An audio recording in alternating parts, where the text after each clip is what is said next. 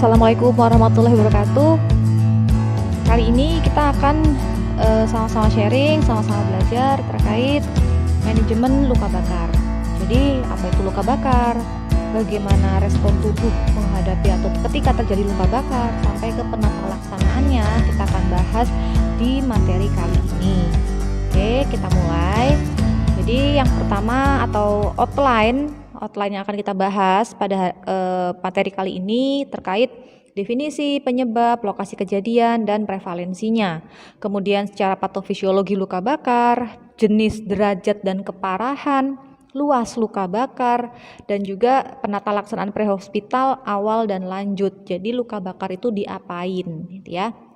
Oke, untuk yang pertama, jadi secara definisi luka bakar itu kalau di istilah medisnya kita sudah tahu kombusio ya, atau kombus. Merupakan cedera pada jaringan yang disebabkan oleh kontak dengan panas kering atau api, panas lembab, uap atau cairan panas. Bisa juga karena zat kimia dan bisa juga karena listrik. Nah, kombusio ini dikatakan memiliki morbiditas, angka kesakitan, dan mortalitas, angka kematian yang tinggi, sehingga memerlukan penata laksanaan khusus mulai dari fase awal sampai fase lanjut. Jadi tidak bisa dianggap sebagai hal yang enteng gitu ya, karena sebenarnya untuk perawatan luka bakar ini settingan perawatannya idealnya adalah mendekati ruang perawatan intensif. Jadi ya khusus, jadi di ruangan tersebut khusus untuk pasien-pasien dengan luka bakar, karena penata laksanaannya juga khusus, kemudian resusitasi cairan, perawatan luka dan lain sebagainya itu harus dilakukan secara optimal gitu ya. Penyebabnya, jadi ini menurut American Burn Association, penyebab luka bakar itu ternyata ada banyak. Tapi yang terbanyak adalah api 43%.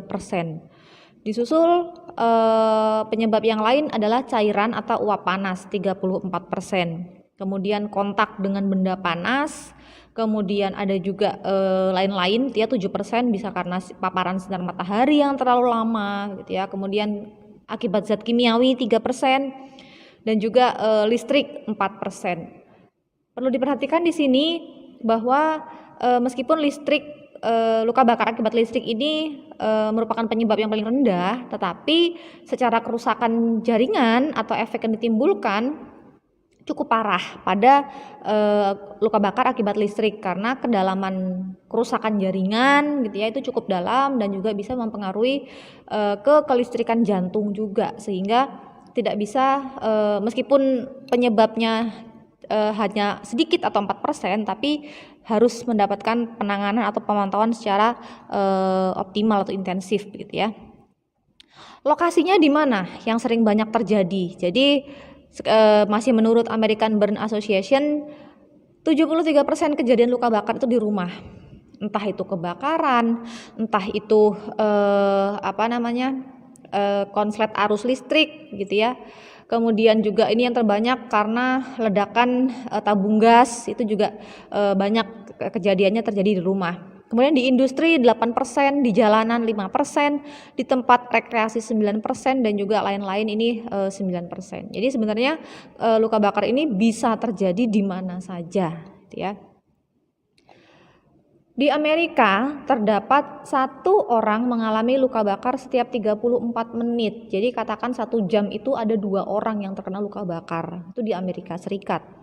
Kemudian terdapat 1 orang yang meninggal akibat luka bakar setiap 2 jam 35 menit. Jadi setiap 2,5 jam itu ada orang yang meninggal. Jadi 1 orang atau 1 nyawa meninggal, 1 nyawa melayang akibat luka bakar. Itu juga harus menjadi perhatian, jangan sampai kejadiannya bisa terus bertambah, korban yang berjatuhan pun juga ikut bertambah. Di Indonesia sendiri berdasarkan Riskesdas tahun 2013, prevalensinya 0,7% atau 1,7 juta orang yang terkena luka bakar. Ini juga merupakan angka yang cukup tinggi begitu ya, karena 1,7 juta orang terkena luka bakar. Itu bukan angka yang bisa dibilang sedikit, yang juga harus mendapatkan perhatian. Supaya bagaimana caranya untuk mencegah supaya tidak terjadi kebakaran, supaya tidak terjadi luka bakar. Kalaupun sudah terjadi luka bakar, bagaimana supaya tidak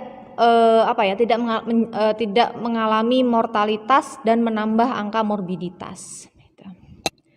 Perbedaan utama antara luka bakar dengan cedera yang lainnya adalah dampaknya yang disebabkan secara langsung oleh respon inflamasi. Jadi memang kita tahu fungsi kulit ya melindungi organ-organ yang ada di dalamnya. Nah, bagaimana kejadiannya ketika terjadi luka bakar dan kulit itu lapisannya menjadi rusak. Nah, itu kan akibatnya mungkin bisa terjadi penguapan yang berlebihan, penguapan cairan tubuh yang berlebihan.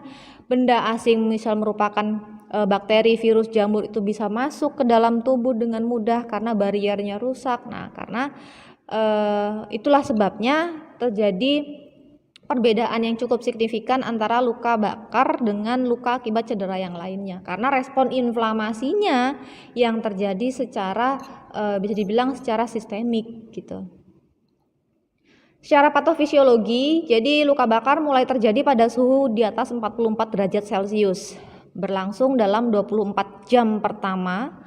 Kemudian shock yang terjadi pada luka bakar adalah shock hipovolemik dan shock seluler. Jadi selain kehilangan cairan gitu ya karena penguapan yang berlebihan, perpindahan cairan dari intravaskuler ke interstisial, jadi mengakibatkan shock hipovolemik. Selain itu juga mengakibatkan shock seluler karena sel-selnya akan kekurangan cairan juga gitu. Ketika terjadi luka bakar akan terjadi peningkatan permeabilitas vaskuler. Hal ini akan dapat menimbulkan odem. Kemudian karena volume di pembuluh darah dia berkurang, akibatnya terjadi peningkatan viskositas. Ini yang bisa menyebabkan shock luka bakar.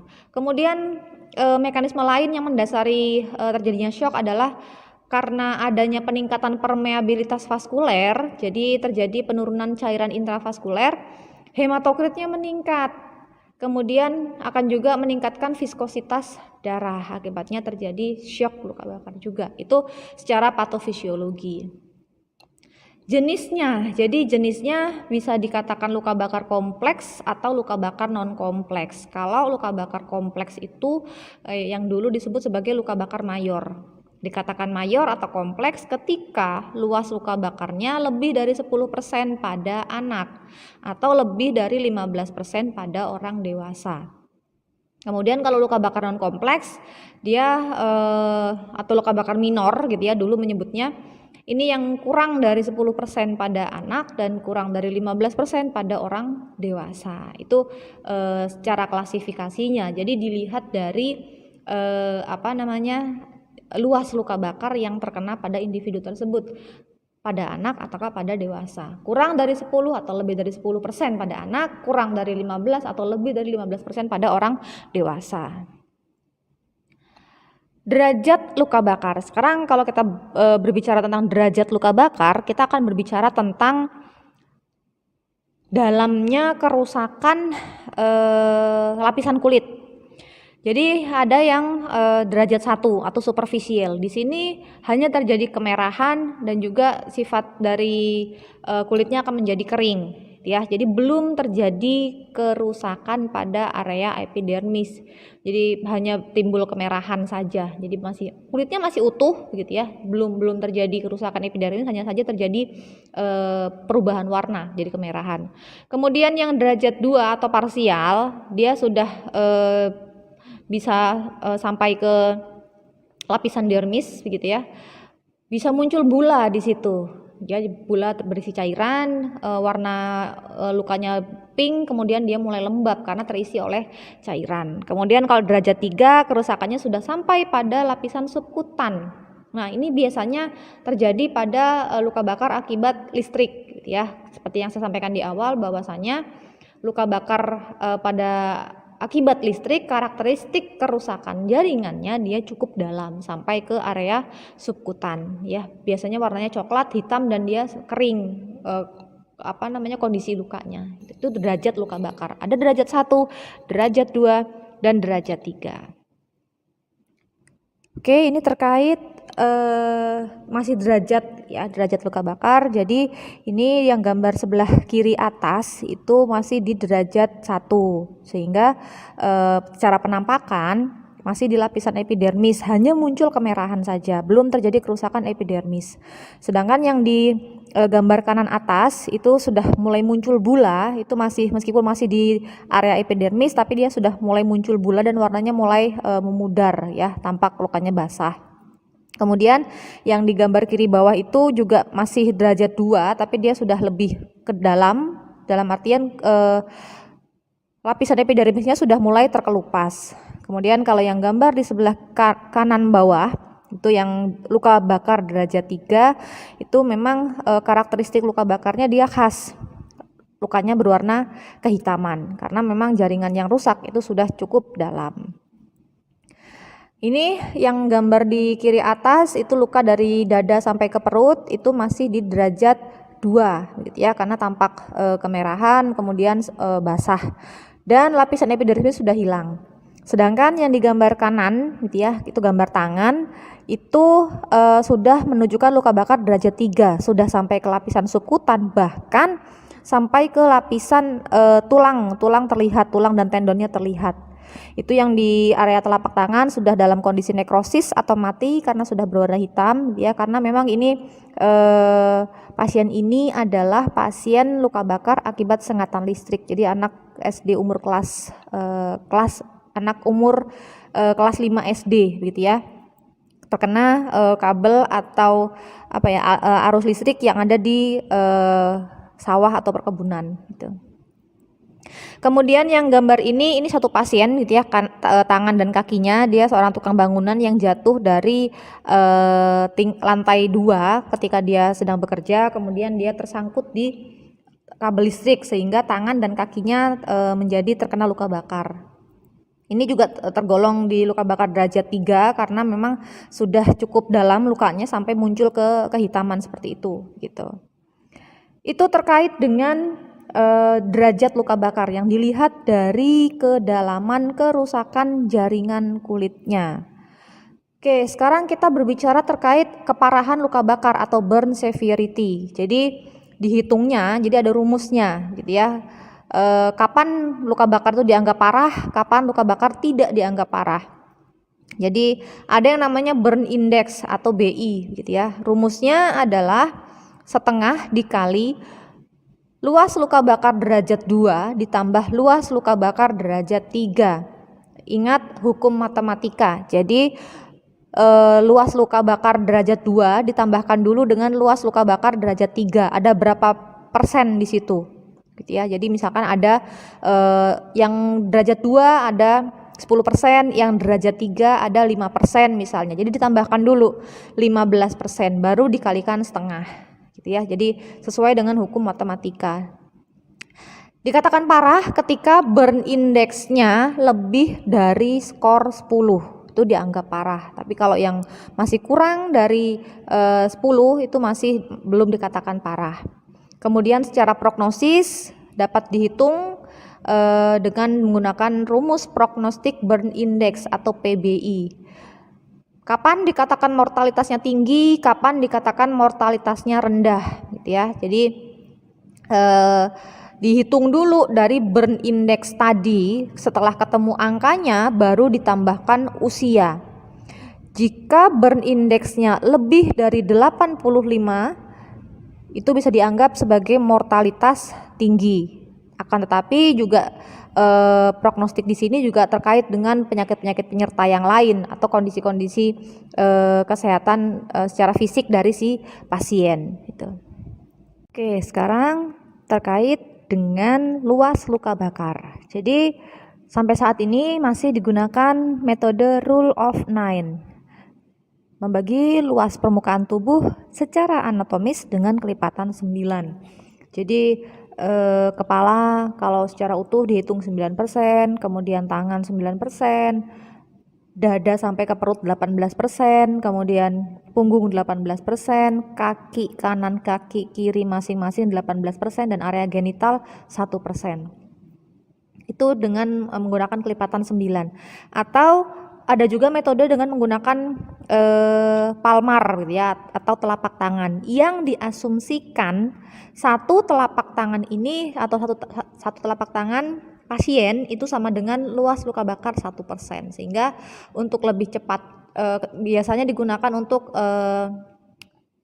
identifikasi secara cepat berapa persen luas luka bakarnya dengan menggunakan metode palmar ini. Tapi nanti akan di cross check lagi dengan menggunakan perhitungan persentase luas luka bakar dengan mengikuti rule of 9. Itu untuk luas luka bakar.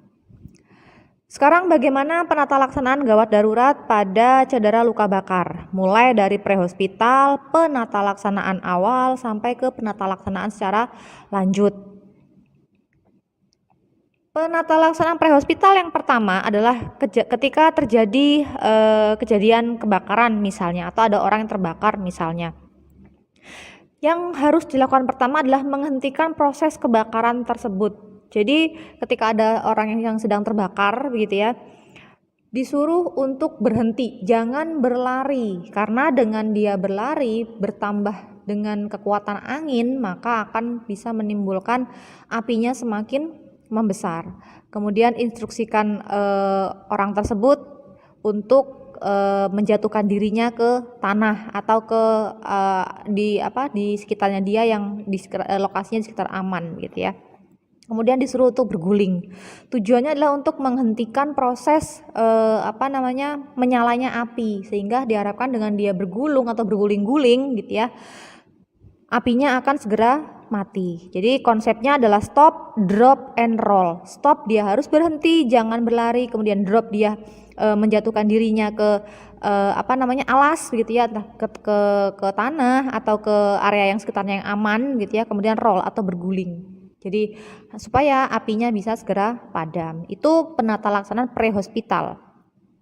Kemudian penata laksanaan prehospital terkait pertolongan pertama. Jadi ada yang namanya konsep 3C, cool, clear, dan cover.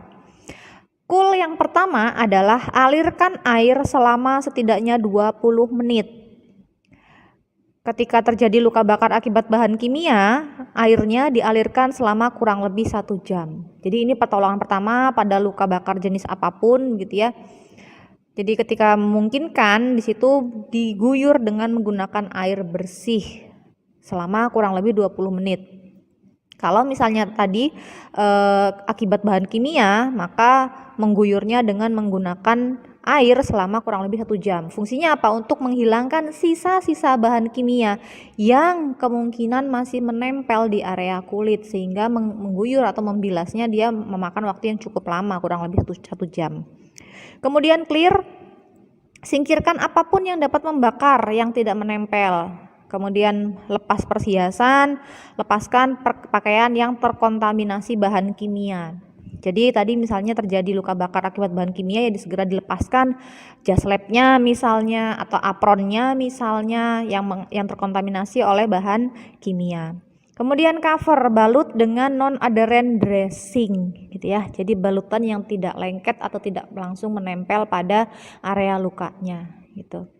Yang perlu diperhatikan adalah jangan menggunakan es. Karena apa? Karena perubahan suhu yang terlalu tinggi dapat merusak pembuluh darah ya, mulai dari tadi terkena panas sehingga menghasilkan luka bakar, kemudian tiba-tiba dikompres dengan menggunakan es, akan terjadi pergantian suhu yang terjadi secara mendadak. Itu juga akan bisa merusak jaringan dan pembuluh darah.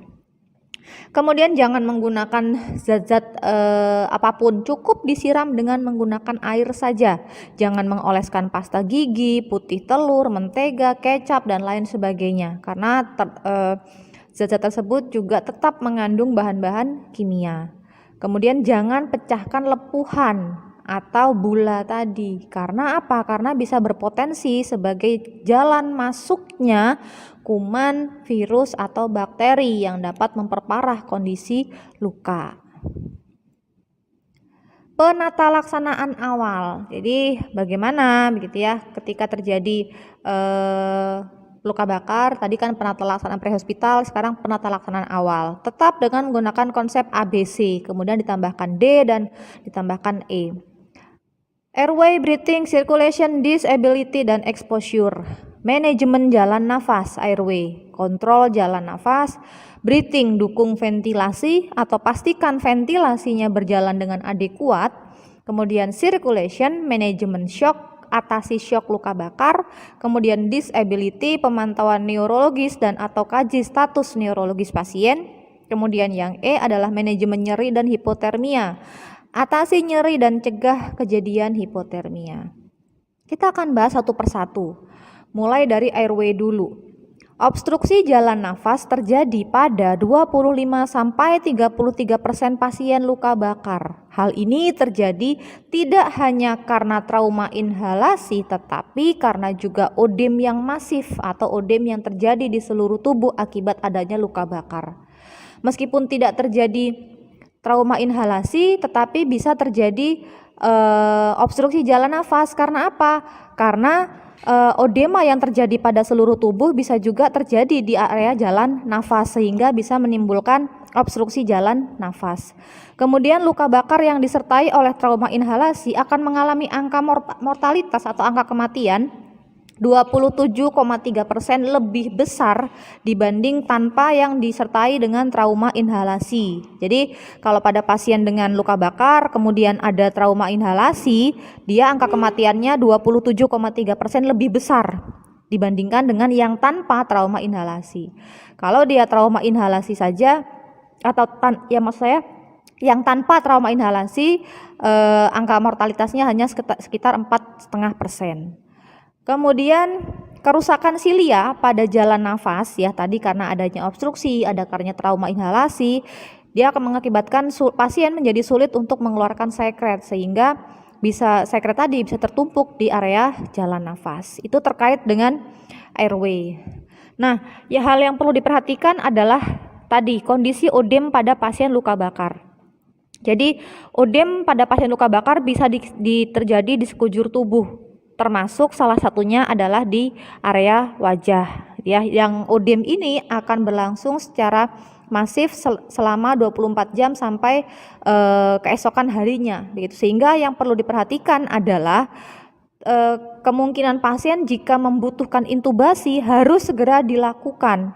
Karena apa? Karena kalau sampai terlambat menunggu sampai keesokan harinya intubasi baru dilakukan, maka akan kesulitan untuk memasukkan alat sebab saluran nafas sudah mengalami odem gitu ya, sehingga alat akan sulit untuk dimasukkan. Intubasi kemungkinan akan sulit akibat odem pada wajah dan hipolaring. Kemudian manajemen jalan nafas, periksa kepatenan jalan nafas, apakah ada obstruksi ataukah ada odem, kemudian tetap konsepnya head tilt, chin lift atau jaw thrust. Kemudian juga pasang collar neck jika terjadi cedera pada area servikal. Kemudian pertimbangkan pemasangan endotracheal tube dengan ukuran yang sesuai, dewasa ataupun juga pada anak-anak. Gitu. Ini untuk mempertahankan kepatenan jalan nafas. Kemudian ketika dicurigai adanya trauma inhalasi dan adanya indikasi untuk dilakukan intubasi secara dini. Yang pertama adalah terdapat tanda obstruksi jalan nafas, adanya bunyi stridor, adanya otot bantu pernafasan, adanya retraksi pada sternum atau tulang dada. Kemudian pada luka bakar dengan luas lebih dari 40% itu juga perlu dipertimbangkan untuk dilakukan intubasi dini. Luka bakar pada area wajah dan atau sekitar mulut. Kemudian ada kondisi sulit menelan, kemudian ada kondisi penurunan kesadaran pada pasien. Itu juga harus segera dipertimbangkan untuk pemberian intubasi dini. Kemudian untuk pernafasan, ya, gangguan pernafasan diakibatkan oleh aspirasi gas panas yang memicu inflamasi pada mukosa. Jadi di sini kaitannya dengan sirkulasi oksigen dan CO2. Keracunan karbon monoksida terjadi akibat kebakaran pada ruang tertutup. Nah, ini penting untuk menjaga keamanan dan keselamatan, baik itu dari aspek gedungnya, bentuk daun pintunya dan lain sebagainya, sehingga pada kondisi-kondisi darurat ketika membutuhkan waktu yang cepat untuk evakuasi gitu ya, jalur evakuasi harus jelas kemana, kemudian orang-orang pun juga harus dipersiapkan agar siap dalam menghadapi situasi bahaya atau darurat, misalkan kebakaran. Ya, apa yang harus dilakukan, kemana mereka harus berlari dan lain sebagainya, kemana mereka harus berkumpul, titik kumpulnya di mana, itu harus dipahami atau harus ya setidaknya diberikan sosialisasi seperti itu, ya, agar tidak terjadi hal-hal yang tidak diinginkan. Contohnya ada beberapa orang yang terjebak dalam satu ruangan tertutup akibat tidak bisa keluar pada saat terjadi kebakaran. Efeknya apa? Mereka akan terlalu lama menghirup gas karbon monoksida, karena gas karbon monoksida ini adalah hasil dari proses pembakaran, gitu ya, yang ketika dia dihirup oleh pernafasan, kemudian dia berikatan dengan hemoglobin, dia akan berikatannya secara cepat atau punya afinitas, punya daya terikat terhadap Hb itu 240 kali lebih tinggi dibanding oksigen. Jadi ketika oksigen dibandingkan dengan karbon monoksida, dia akan karbon monoksida yang lebih cepat berikatan dengan Hb, sehingga terjadinya ikatannya bukan oksihemoglobin tapi karboksihemoglobin, gitu ya. Kulit pasien yang keracunan karbon monoksida akan tampak berwarna merah ceri. Ini yang spesifik, jadi warnanya merah-merah ceri, agak sedikit ke pink begitu, tidak seperti pasien pada warna kulit pada umumnya, gitu. Dampak keracunan karbon monoksida pada seorang pasien, gitu ya. Ketika kadarnya karbon monoksida masih kurang dari 20%, itu masih tidak ada gejala. Kemudian ketika kadarnya 20-30% mulailah muncul sakit kepala, mual, kemudian kalau 30-40% muncul konfusi, muncul juga takipnyu, ya, pasiennya sudah mulai agak linglung dan bingung. Kemudian 40-60% sudah koma karena sudah terlalu banyak hemoglobin yang berikatan dengan karbon monoksida. Kemudian kalau jumlahnya sudah lebih dari 60%, kemungkinan pasiennya akan meninggal. Kemudian breathing, ya, dukungan ventilasi.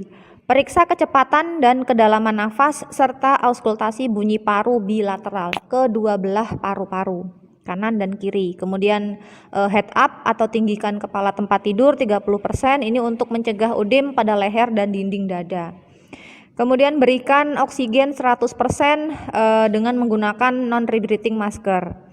Jangan percaya oksimetri nadi, karena kita nggak tahu itu yang berikatan dengan hemoglobinnya itu apakah oksigen murni ataukah karboksihemoglobin, gitu ya. Jadi tidak bisa membedakan mana yang oksihemoglobin, mana yang karboksihemoglobin. Jadi dia hanya menghitung kadar oksigen dalam dalam darah, hanya di superficialnya saja, tapi tidak tahu apa yang sebenarnya terikat di hemoglobinnya, oksigenkah ataukah ataukah karbon monoksida. Kemudian pertimbangkan pemberian ventilasi mekanik. Beralih ke konsep C atau circulation, ya, tadi sudah airway, sudah breathing, sekarang ke circulation. Kehilangan cairan pada pasien luka bakar ini adalah hal yang sangat perlu diperhatikan, gitu ya. Terjadi akibat peningkatan permeabilitas pembuluh darah, terjadi shifting atau perpindahan cairan dari intravaskuler ke interstisial. Keterlambatan resusitasi cairan lebih dari 2 jam, angka mortalitasnya akan meningkat.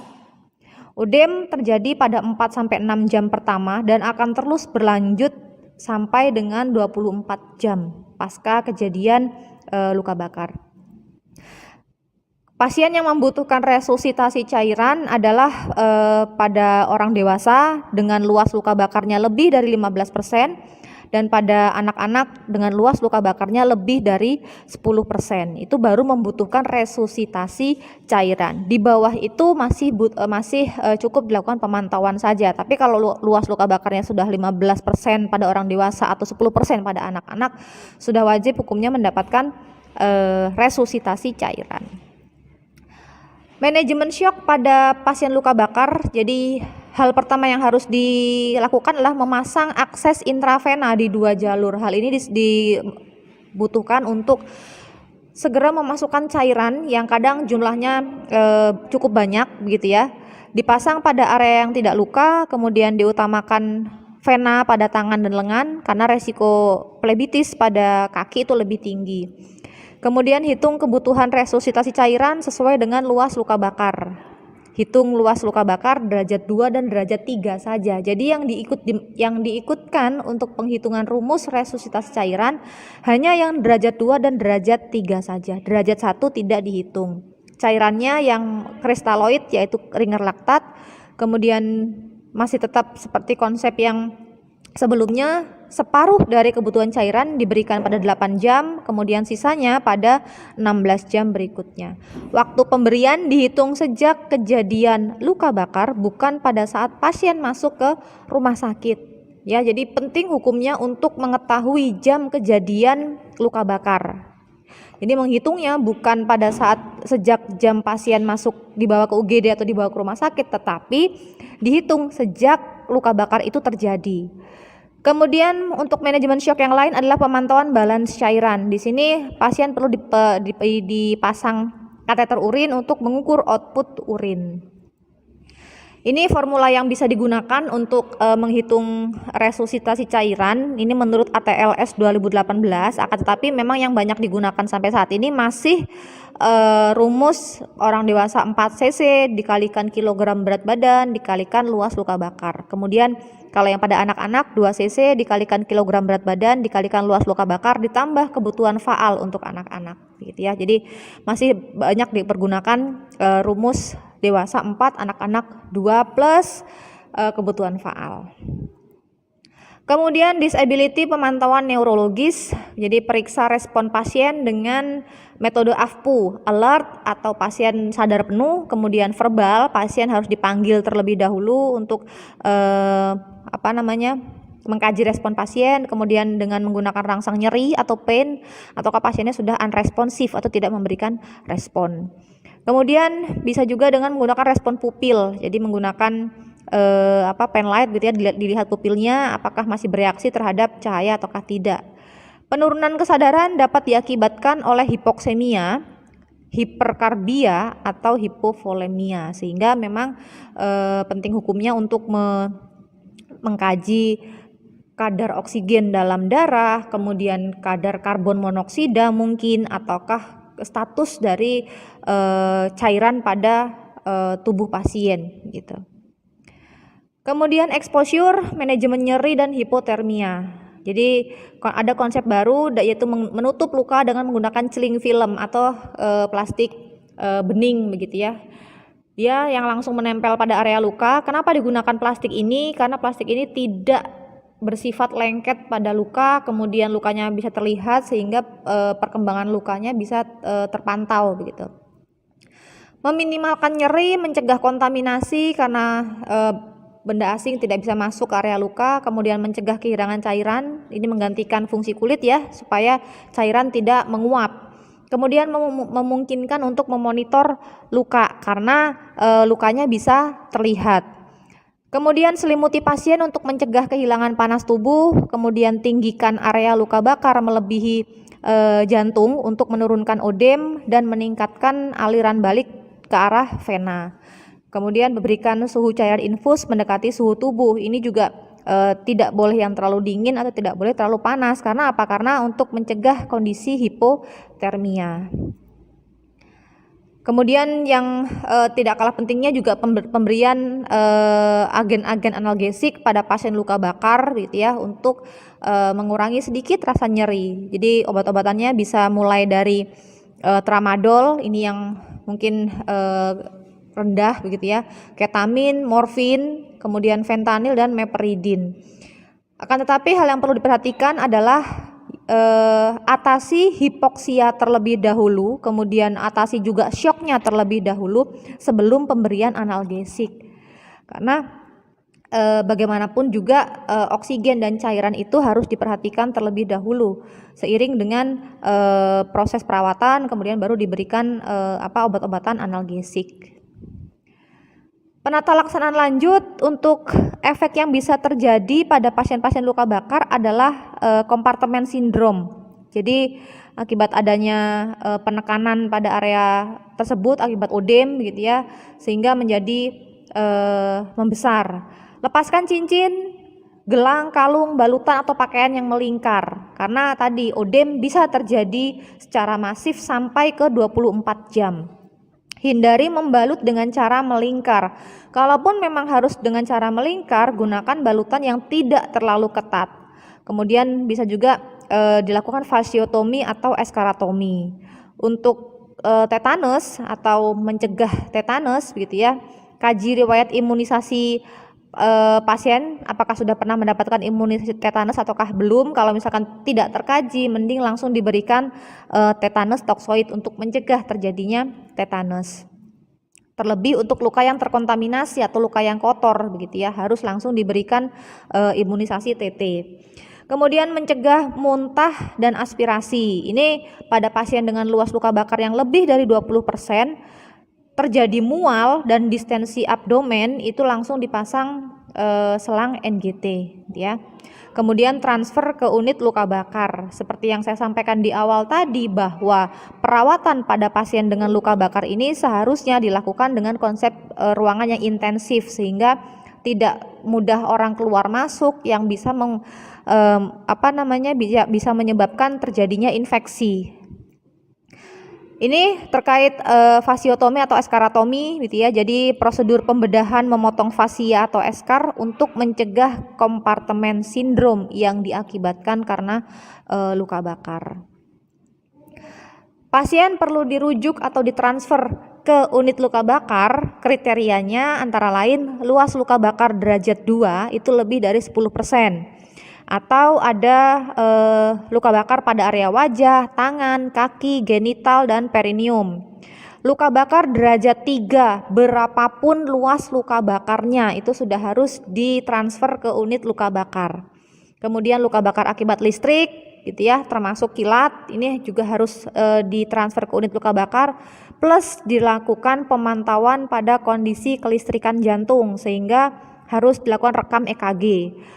Luka bakar akibat kimiawi, kemudian luka bakar pada pasien-pasien penyakit kronis, misalnya pasien luka bakar yang juga mempunyai penyakit diabetes, gagal ginjal, dan lain sebagainya. Kemudian kriteria terakhir adalah pada pasien dengan anak, berapapun luas luka bakarnya atau berapapun derajat luka bakarnya, itu kalau pada pasien anak harus langsung ditransfer ke unit luka bakar. Ini referensi yang bisa digunakan sebagai sumber belajar gitu ya. Jadi ada beberapa referensi yang digunakan di sini. Mungkin itu yang dapat saya sampaikan.